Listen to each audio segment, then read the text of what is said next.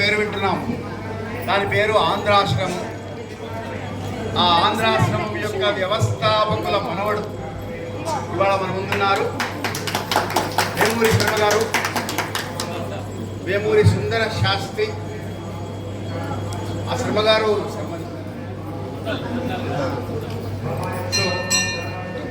వారు ఇవాళ ఈ కార్యక్రమానికి విచ్చేసినందుకు వారికి ధన్యవాదాలు, సుమాంజలి అర్పిస్తూ 2 మాటలు ఏమన్నా చెప్పమని కోరుతున్నాను.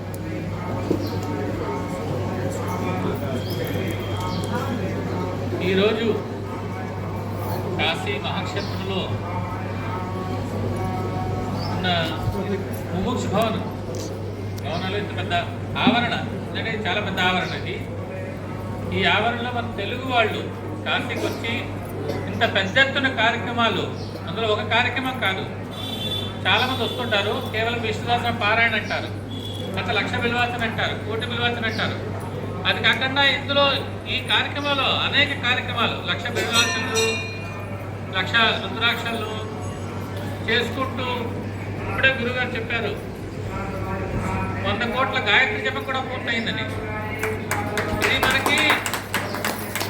మనకి మనం చేస్తున్నాము, మన గురించి మనం అనుకుంటున్నాము, కానీ ఇది మనతో పాటు దేశానికి, ధర్మానికి కూడా ఇది మనకి ఉపయోగపడుతుంది. మనం ఎంత ధర్మంగా, ఎంత న్యాయంగా ఈ జపాలు కార్యక్రమాలు చేస్తామో మన హిందూ ధర్మం కూడా అట్లాగే గట్టిపడుతుంది.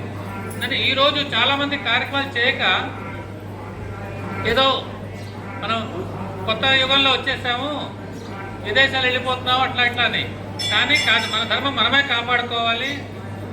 మనం ఎట్లా, మీరందరూ ఎట్లా ఈ కార్యక్రమాల్లో పాల్గొంటున్నారో మీ పిల్లలకు కూడా చెప్పండి, ఈ ధర్మం ప్రకారం నడవాలని.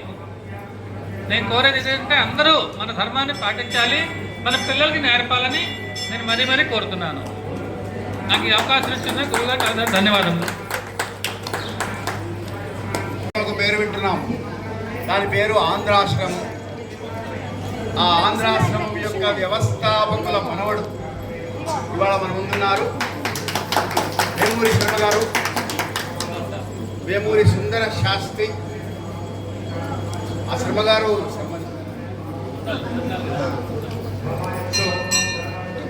వారు ఇవాళ ఈ కార్యక్రమానికి విచ్చేసినందుకు వారికి ధన్యవాదాలు, సుమాంజలి అర్పిస్తూ 2 మాటలు ఏమన్నా చెప్పమని కోరుతున్నాను.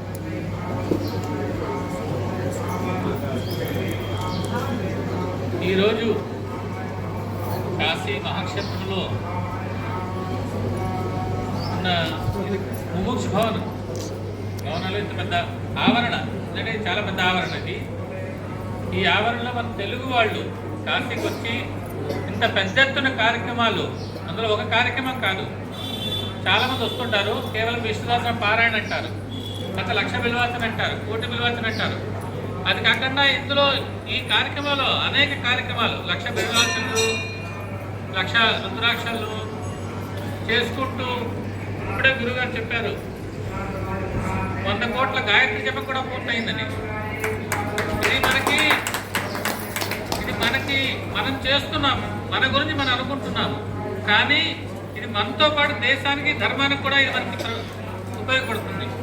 మనం ఎంత ధర్మంగా, ఎంత న్యాయంగా ఈ జపాలు కార్యక్రమాలు చేస్తామో మన హిందూ ధర్మం కూడా అట్లాగే గట్టిపడుతుంది.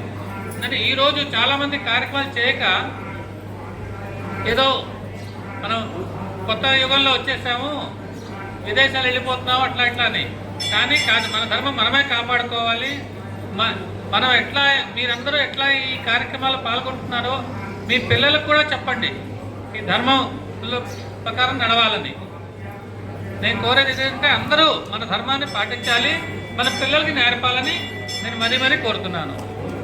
నాకు ఈ అవకాశం ఇచ్చిన గురుగారు చాలా ధన్యవాదములు.